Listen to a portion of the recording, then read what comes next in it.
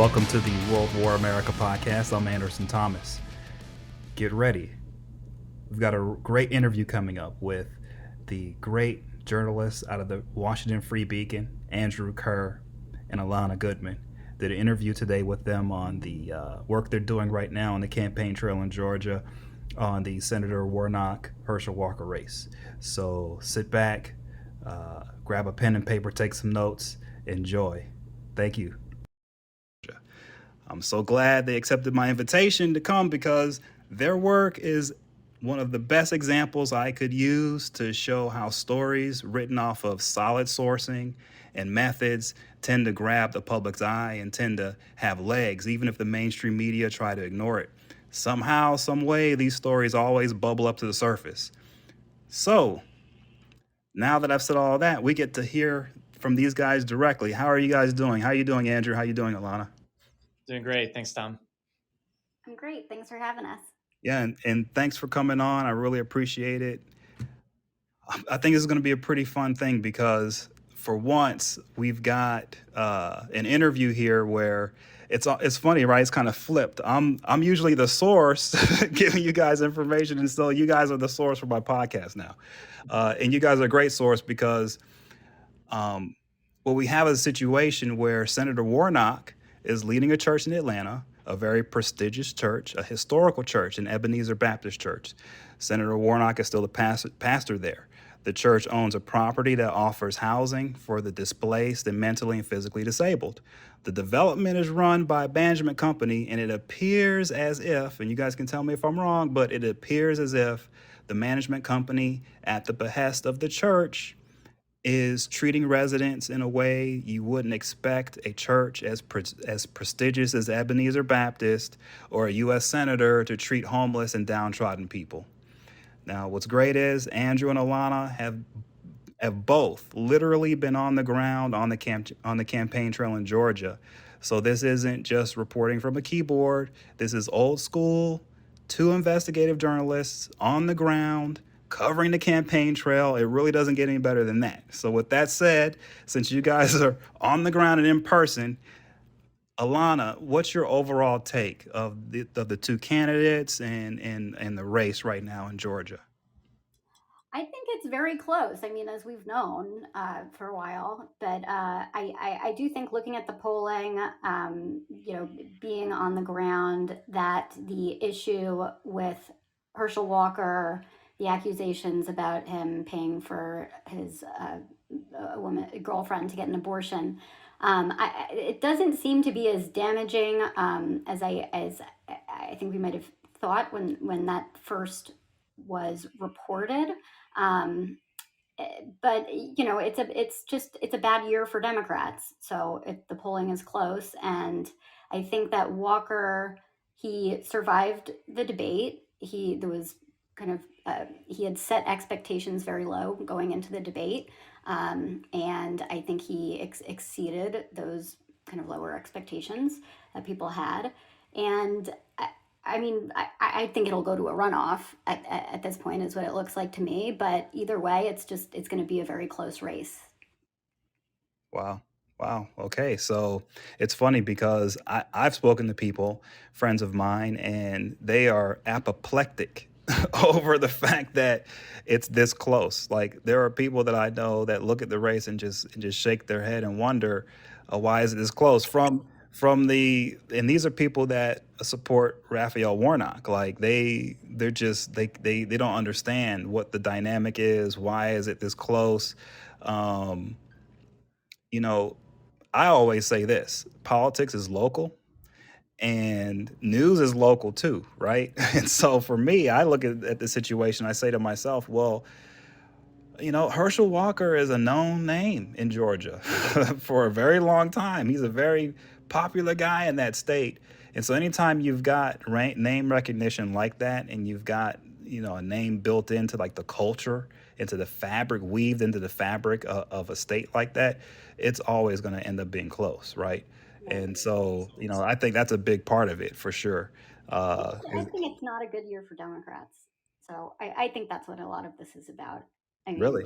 yeah, and you see it across the country. I I'm not sure how much it is of Herschel Walker, specifically people liking Herschel Walker. I think it's more, Biden and the Democrats have a problem right now. And so that's what we're seeing in Yep, Georgia. yep, for sure. Now that's for sure. Actually, you're right about that. Now, with that said, and since you guys are on the ground and in person, Andrew, I'm looking at this thing and I'm saying to myself from afar, right? Because I don't have any sources there. I'm looking at this thing and I'm looking at this housing situation and I'm saying, wait a minute, this looks a little bit bad, especially considering that, Senator Warnock is a pastor. This church, Ebenezer Baptist Church, is such a prestigious historical church. It's just, it's a Mount Rushmore type of church for the Black community. So with that said, Andrew, some of the people you've spoken to on the ground, let's say that lived in this development, what have you gotten from on the ground there? What's going on with this Columbia Towers development? What is your take on it? Yeah, so Warnock's church is Ebenezer Baptist Church. It's where Martin Luther King Jr. used to preach. And it turns out that they own 99% of this low-income apartment building called Columbia Tower at MLK Village. And what public court records show is that there's been, since the start of the pandemic, a dozen eviction lawsuits, well, over a dozen now, against residents of that building. And a lot of these lawsuits are for like really trifling amounts of back rent. One is for $28.55. Just last Wednesday, in October, they filed 3 more eviction lawsuits, 2 of them for just $115 in back rent. So, when you see those lawsuits, just like looking from afar in DC, like the first question that comes to mind is like, okay, like there's got to be some explanation for this. Like maybe they're just like awful tenants and they're just trying to like strong arm them out. Like, I have to go and talk to these people. And it's a low income apartment building. It's catered towards chronically homeless and mentally ill people. So the usual methods that we have of finding people's phone numbers to contact them, like none of the phone numbers are working. So the only way to get into contact with them is just to go physically to the building and knock on doors until we got in front of some of these people. So that's what I did. And, the people that I talked to at this building, they're actually really nice. There's a great community atmosphere in there. Folks that I talked with told me that, in 2020, they were served an eviction lawsuit or eviction notice after they submitted rent payment 1 day late. There was a military veteran I spoke to. His name is Philip White, and he's facing a second eviction notice that was filed against him in September for $192 in unpaid rent. He previously filed off a eviction lawsuit last September for $172 in unpaid rent. And these people had to pay court fees that are almost double or triple what their monthly rent payment is, just to kind of get this apartment building off their backs. The residents described to me that the building has become increasingly more aggressive in collecting rent. They told me that they were all notified in September that, hey, if you're more than 5 days late making your rent, then we're going to file a dispossessory notice against you, like no ifs, ands, or buts. What's galling about this is that the building has received over $15 million in public funding since 2005 to operate as a shelter for the chronically homeless and mentally ill. And the building's owner, Ebenezer Baptist Church, and they own it through a complex network of shell organizations and through a charity controlled by the church. They're paying Raphael Warnock $7,400 a month housing allowance, like at the same time. So Warnock would have to accept or just shave off like 6%, 7% of his monthly housing allowance, and that would completely fund all of the back rent sought in all these lawsuits. So that dichotomy between the wealthy senator receiving this lucrative housing allowance, and then the same church owns this building that's trying to kick people out in the street for $100 in back rent. They're only a few days late on their rent payment.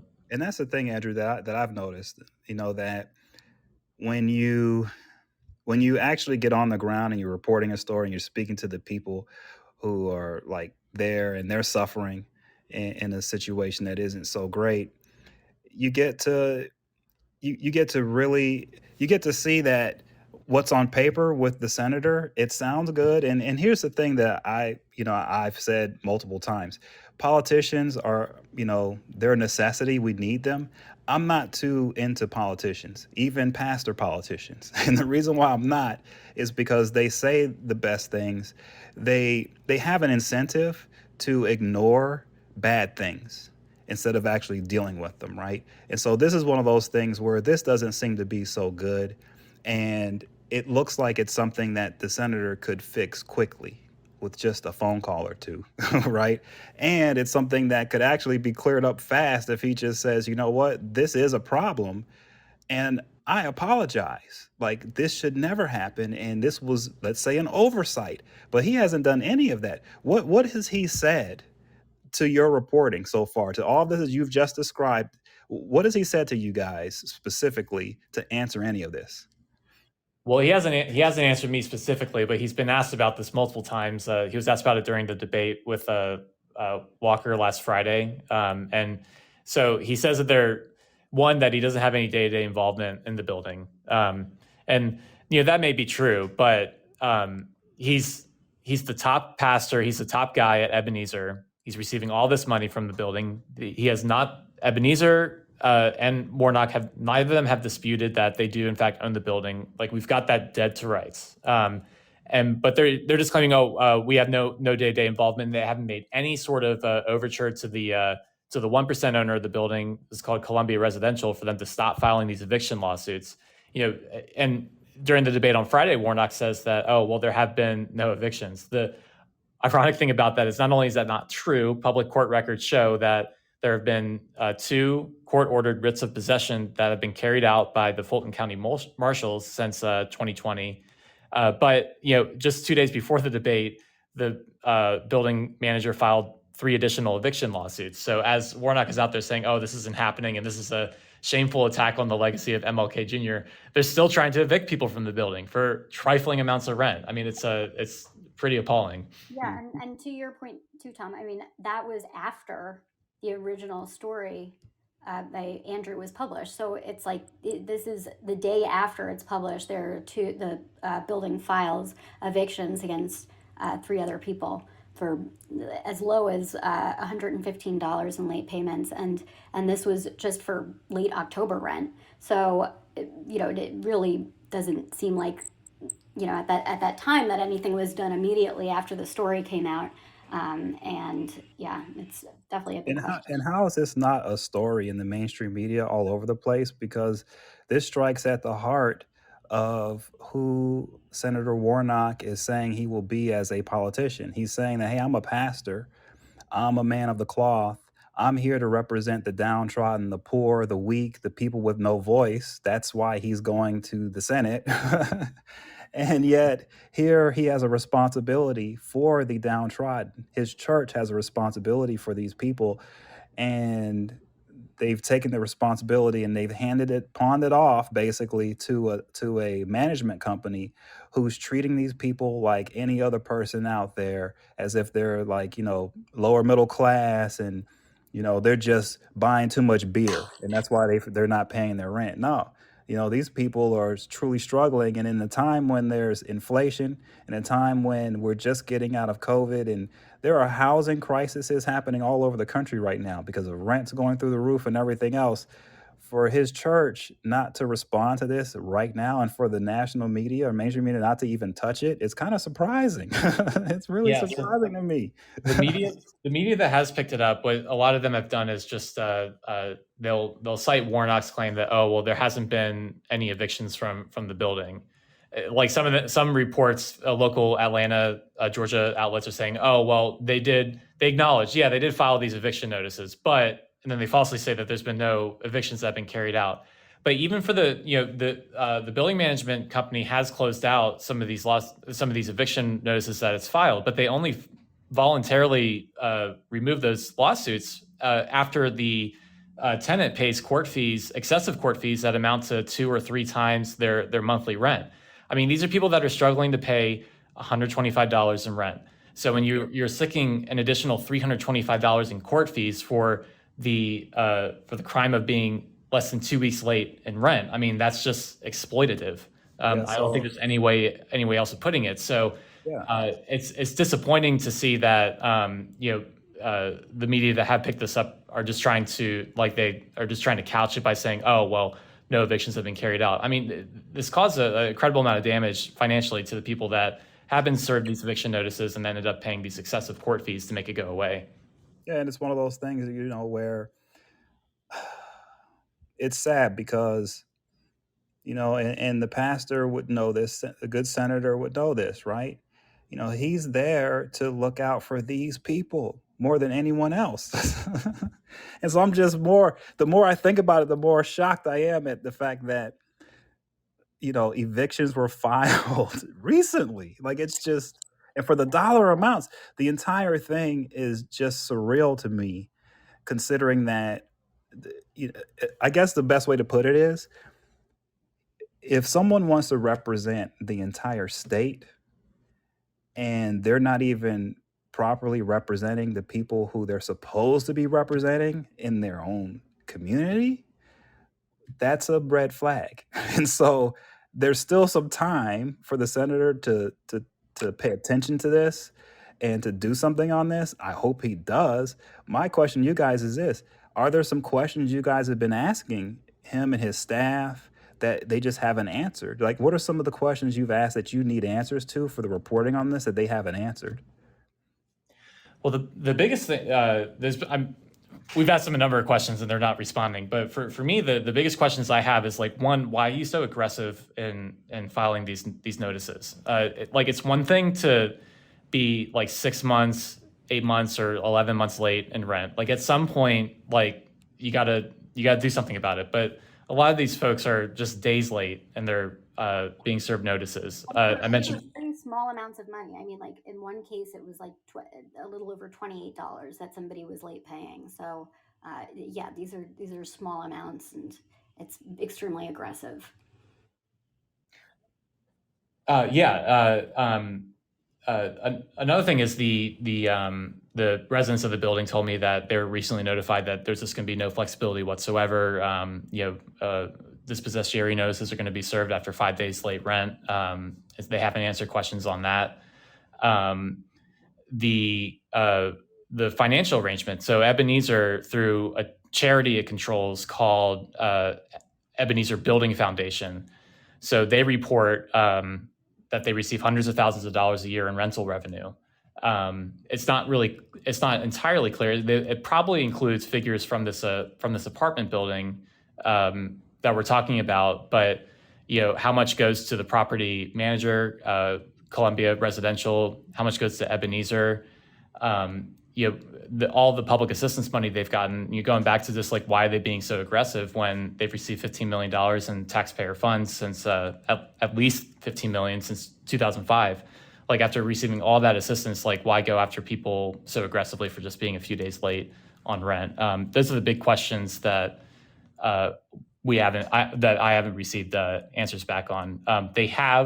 One of the few things they have said is that Raphael Warnock doesn't have any day-to-day involvement in the building, but Ebenezer is the 99% owner of the property. They don't dispute that. And even if you don't have, it may very well be true that he legitimately didn't know this was happening, but it's not as if he's powerless to ask their business partner, Columbia Residential, to stop filing these evictions against people for such low amounts of rent. But he just hasn't done that. And even in addition to the rent issue, we also have a report on other problems with the living conditions in the building. So there were problems with garbage that was just piling up in the garbage room, pests, issues with, like, filth, and people, basically tenants, having to pool together resources to clean common areas. And there were 2 lawsuits that have been filed against this building by people who said the elevator ceiling collapsed on them,